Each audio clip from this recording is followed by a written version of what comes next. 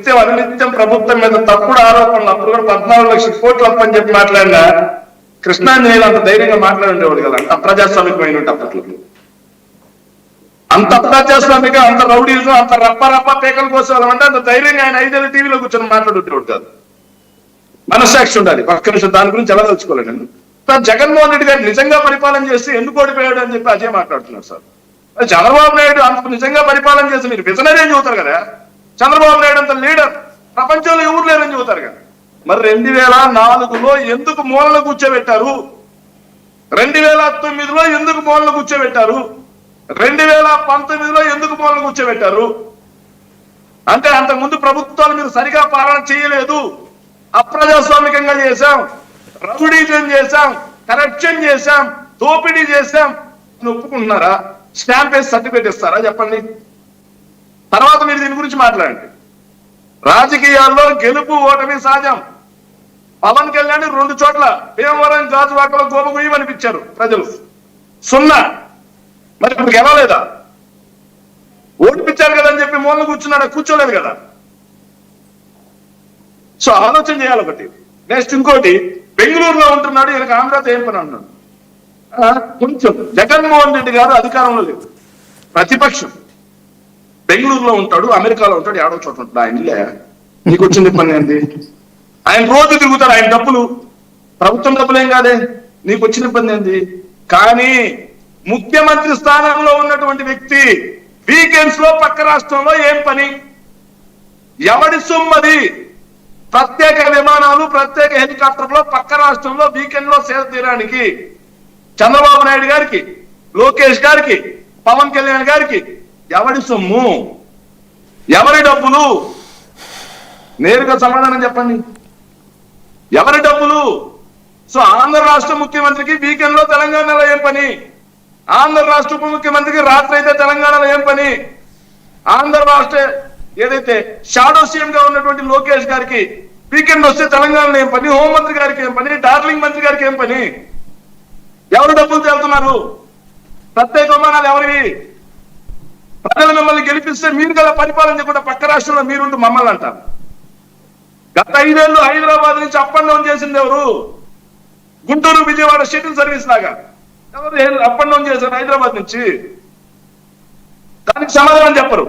మన కింద ఇంత నలుపు పెట్టుకొని పక్కన వాళ్ళ మీద బండేయడానికి బాగా ఉంటారయ్యా. ఇంకో విషయం, నేను ఇది పెడతా నా ఇష్టం, అధికార ప్రతినిధిగా ఇది పెడతా నా ఇష్టం అన్నారంటే తెలుగుదేశం పార్టీ వాళ్ళ కుసంస్కారం అడుగుంది, వాళ్ళ నాయకుడు యొక్క కుసంస్కారం అడుంది. అవునులేని చంద్రబాబు నాయుడు గారి గురించి మనం అంతకు మించి ఏం ఊహించలేదు. ఇలాంటి వ్యక్తికి స్వీట్ వినిపించిన వ్యక్తి గురించి వాళ్ళ పార్టీ నుంచి ఇలాంటి కుసంస్కారం కాకుండా ఎవరు చూస్తాం మనం? ఇలాంటి వ్యక్తికే స్వీట్, బర్త్డే స్వీట్. కిరాకార్పి అనే ఒక 3rd గ్రేడ్ ఫెలో, మహిళా మనుల గురించి చండాలంగా మాట్లాడే వ్యక్తి, అతనికి స్వీట్ వినిపించిన ముఖ్యమంత్రికి చెందిన పార్టీ అధికార ప్రతినిధులు ఎలా ఉండక ఎలా పడతారండి? ఎలా ఉంటారు ఇలాంటి పోస్టులు పెట్టావు కాక? నేను అడిగిన వెంకటరెడ్డి ఆర్పికి తాగుతా అని బెదిరించిన విషయం ఆయనకి ఎలా తెలుసు అడిగా, సమాధానం చెప్పాల. వెంకటరెడ్డి వాళ్ళ ఇంట్లో బాత్రూమ్ కడిగే కాంట్రాక్ట్ ఏమైనా తీసుకున్నారా? పెట్టలేదు అంటున్నారు కదా, నా అకౌంట్ పెట్టలేదు అంటున్నారు కదా. వెంకటరెడ్డి నేను పెట్టలేదని చెప్పలేదు, నేను పెట్టలేదని చెప్పలేదు వర్మ గారు. I'm still standing in my okay, మీరే పెట్టారా? నేను పెట్టలేదని చెప్పను, పెట్టాను. బాత్రూమ్ నీకేం పని? సమాధానం ఆయన బాత్రూమ్ నీకేం పని? Right right, okay okay. కానీ ఏంటి అరెస్టులకి ఏమైనా భయపడుతున్నారా? శేఖర్ అరెస్టులకి ఏమైనా భయపడుతున్నారా? ఆయన ఒక్క బాత్రూమ్ క్లీన్ చేస్తా ఉన్నారా, లేకపోతే అపార్ట్మెంట్ మొత్తం మీరే క్లీన్ చేస్తారు? సరే, ఆయన సమాధానం చెప్తా అన్నారు కదా. కాదు ఏంటి అరెస్టులకి ఏమైనా భయపడుతున్నారా? సార్ ఒక విషయం, అరెస్టులకి చెప్తున్నాం కదా సార్, మేము కాదు కదా, మా ఇంట్లో కుక్కలు కూడా భయపడవు. వాళ్ళు ఏం పెట్టుకుంటారో పెట్టుకోమనండి సార్. ఇంకోటి, చంద్రకాంత్ గారు అంటున్నారు యువతని పాడు చేస్తున్నారు, రప్పా రప్పా అంటున్నారు అన్నారు. సార్ రప్పా అని మా నాయకుడు కాదు, ఎవరో అభిమానులు పోస్టర్ పెట్టుకుంటున్నారు.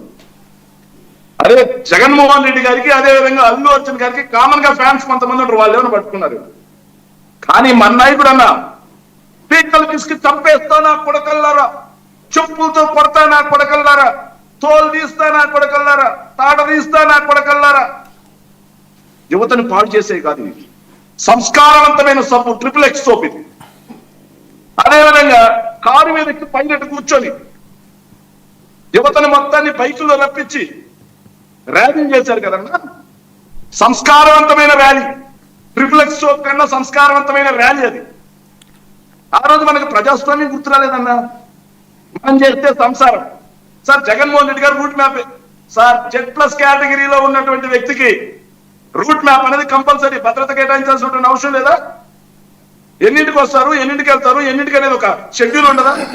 షెడ్యూల్ ప్రకారం పోలీసులు భద్రత ఏర్పాటు చేసుకోవాల్సిన అవసరం లేదా? సో ఆయన అభిమానులు వస్తారండి.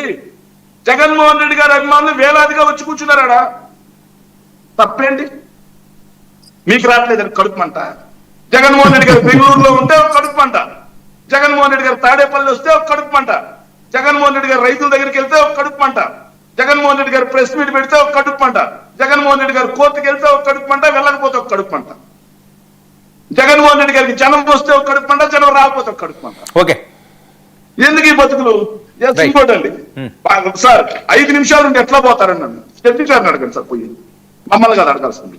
జడ్జి గారిని అడిగితే లాగి పెట్టవాడు బీపుతాడు. ఆడ ట్రైన్ కోసం వెళ్ళాలా, జస్ట్ మనిషి కనిపించి రావడమే. అటెండెన్స్ అది మనకు తెలియదు కదా. మన నాయకుడు 10వ తరగతి, మనము 10వ తరగతి, మనకైతే తెలుస్తుంది అన్ని. మనకు తెలుస్తుంది సరే, కోర్టు ప్రొసీడింగ్స్ ఎట్లా ఉంటాయని మనకు తెలియదు కదా. మనం చదువుకుని ఏడిస్తే తెలుస్తాయి. ఇంకోటి న్యాయ వ్యవస్థ మీద కూడా ఆయన మాట్లాడుతూ ఉన్నారు. జడ్జి గారికి అప్పీల్ అయితే వాళ్ళు అటెండెన్స్ చేసుకుంటారు, తర్వాత వెళ్ళిపోవడం. ఇన్నాళ్ళు ఎలా బెయిల్ మీద ఉన్నాడండి? జడ్జి గారిని అడుగుతుంది, మమ్మల్ని ఎందుకు అడుగుతున్నారు? ఏమైనా జడ్జి గారు ఇన్నాళ్ళు ఎందుకు బెయిల్ ఇచ్చారా? అది ఏం జరుగుతుందో తెలియదు. కోర్టుకి వెళ్ళొచ్చు కదా, నిరూపించుకోవచ్చు కదా. సంవత్సరం రోజుల లోపల అయ్యారని ఎన్వి రమణ గారు తీర్పు ఇచ్చారు కదా. మరి చంద్రబాబు నాయుడు గారి మీద ఎన్ని కేసులు ఉన్నాయి? ఎన్ని ఏళ్ళ నుంచి నడుస్తున్నాయి? 17 కేసులు ఉన్నాయి. 17 కేసులు పాతాయి. వాటిలో స్టేల్ మీద ఉన్న కేసు ఒక్కటి చూపిస్తాను మీకు. ఒక చిన్న ఉదాహరణ, స్టే మీద ఉన్న కేసు. లిక్కర్ కేసు కూడా ఒకటి ఉంది. అప్పట్లోనే 1990, 2000 ఎగ్జాక్ట్లీ 2000 సంవత్సరంలో లిక్కర్ కేసు ఒకటి పెట్టింది. ఎవరంటే N Krishnakumar Goud, AP Congress legal cell head. High court దాని మీద కేసు పెడితే హైకోర్టు స్టే ఇచ్చింది దాని మీద. ఓకే, ఇది కూడా స్టేలోనే ఉంది. మరి ఇలా అన్ని స్టేల మీద ఉన్నాయి. చంద్రబాబు నాయుడు గారు సచ్చివుడు అయితే మీరు అంటగాగుతున్నారు కదా. చంద్రబాబు నాయుడు గారు అంత విజనరీ లేరు, చంద్రబాబు నాయుడు అంత మంచోళ్ళు లేడు, అది లేదన్నారు. చంద్రబాబు నాయుడు గారు దయచేసి మేము డిబేట్లో ఇట్లా మాట్లాడలేకపోతున్నామండి, మీరు కోర్టుకు వెళ్ళి ఆ స్టేలన్నీ ఎత్తేయించుకోండి. లిక్కర్ కేసులో మీరు ఏదైతే మీరు ఫైబర్ నెట్ కేసులో, స్కిల్ కేసులో మీరు వేసిన క్వాష్ పిటిషన్ వెనక్కి తీసుకోండి, మా మీద విచారణ వేగవంతం చేయండి అని అడగండి, సంవత్సరంలో నిరూపించుకోండి అని అడగండి. అప్పుడు జగన్మోహన్ రెడ్డి గారు ఒక్క నిమిషం సార్, అప్పుడు సార్ 1 minute ముగ్గురికి సమాధానం చెప్పండి. అప్పుడు జగన్మోహన్ రెడ్డి గారి గురించి అడిగే అర్హత, హక్కు అన్నీ ఉంటాయి తమరికి. అలా కాకుండా మేము మాత్రం స్టేలు తెచ్చుకుంటాం, మేము మాత్రం క్వాష్ పిటిషన్లు వేసుకుంటాం, మేము మాత్రం లిక్కర్ కేసులో ప్రీపిడిమి అనే దిక్కుమాలిన ఇంగ్లీషు ఆయన తప్పి శివుడు మాట్లాడలేదు ఆ ఇంగ్లీషు. ఆ కేసులు అర్థంగా దొరుకుతాం. అయినా సచ్చీలుడు అని చెప్పి బ్రాండ్ చేసుకుంటాం. ఇక్కడ జగన్మోహన్ రెడ్డి గారు నా మీద విచారణ చెయ్యండి, అన్ని కలిపి వాదించండి అని డిశ్చార్జ్ పిటిషన్ వేస్తే జగన్మోహన్ రెడ్డి గారు అంతకుడు నేరస్తుడు. సిగ్గుండాలి కొంచెమైనా.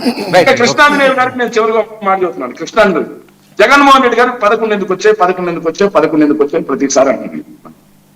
సో ఇదే క్వశ్చన్ చంద్రబాబు నాయుడు గారు 2004లో ఎందుకు ఓడిపోయాడు, 9లో ఎందుకు ఓడిపోయాడు, 19 ఎందుకు ఓడిపోయాడు, పవన్ కళ్యాణ్ 2 చోట్ల ఎందుకు ఓడిపోయాడా?